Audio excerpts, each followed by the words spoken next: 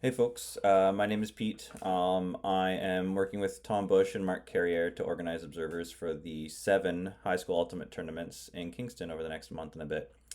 Thank you so much for agreeing to observe some portion of these tournaments. It would be so much harder without you. We can't do this without people supporting the athletes, so thank you so much. Just a heads up that once you sign up, we may ask you to work a different field or have someone step in on occasion. Just whether that's to get certain people on certain games or just to make things work a little bit better logistically. We would, of course, let you know ahead of time, so don't worry about that side of things. Sign up what works best for you, and we know that if we ask you to move, that it might not work, but there would be a reason behind it. Reminder to put your name and contact information into the spreadsheet. That's in case we need to get in touch with you ahead of time. And then check the box to indicate that you've watched this video. Thanks. I'm just going to go over kind of what's expected. So, in terms of overall vibes, I'd say this is probably a little bit closer to referees than classic observers. We're not going to be making you, track the score officially. We're not making you have a whistle or do, time between points. But one thing that's really important is managing the spirit of the game. So that goal really is emphasize sportsmanship, downplay gamesmanship, and win at all cost attitudes. So teams that are up that are burning lots of time, keep them moving. You may see bad calls just to burn clock. You may see other moves that wouldn't be in traditional ultimate. But one thing to know is that many of these athletes and the coaches may not have experience resolving their own calls.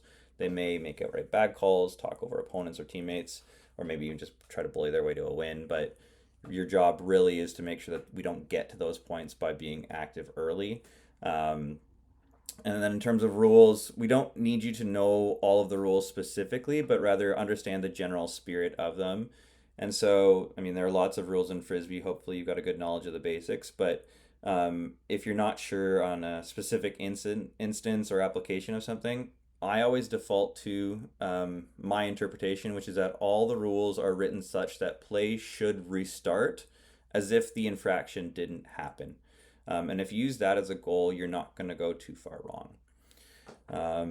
So that's kind of it, really. We've seen lots of great examples of spirit through the previous year's tournaments. We've also seen tougher moments of spirit, and so we want to make sure that that's really emphasized through our roles here.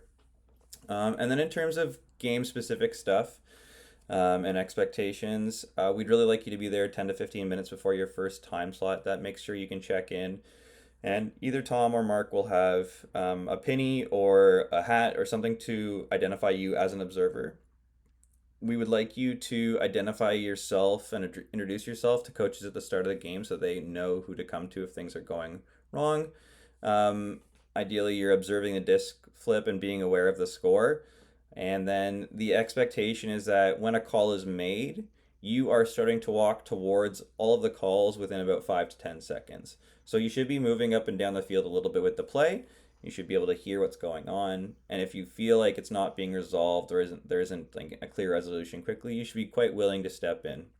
If you feel that calls are being resolved reasonably, please let them proceed. Official ultimate rules would say that they are resolved within 45 seconds. If you feel like they're not getting to a resolution, just ask them to go back to the original thrower or whatever the resolution should be, just push through with it. If the calls are blatantly bad or contentious discussions are happening or you're asked for a perspective, then your expectation is that you would make a binding call and be willing to get the game going again. Athletes might be frustrated with you, and that happens sometimes, but they're relatively short time slots generally, so play needs to happen. And then on the proactive side of things, if you see trends that haven't that are outside the spirit of the game, or someone's kind of pushing the limits of the rules, I would suggest that you should be willing to go to a coach or maybe one of the captains or even the individual, and just explain what's going on and how that's kind of breaching or pushing against the rules. Just as a way to kind of provide extra support and information to the athletes, doing it in a positive way when you can. You may see instances of spirit circles running throughout the tournament, and that's great. If you see a really challenging game for spirit perspective, I would encourage you to be around that spirit circle And then if they're really, really bad, then I would encourage you to actually make that spirit circle happen.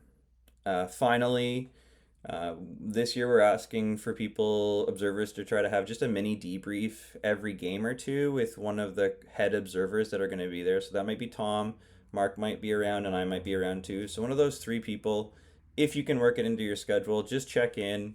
And it could literally be, hey, the game was great, no problem. Oh, I had this issue. It was just a one-off thing, or these teams were actually bad. And that really helps Tom and Mark allocate observers where necessary. Tom should be your first point of contact. I would be second, and really Mark should only be if things are particularly bad.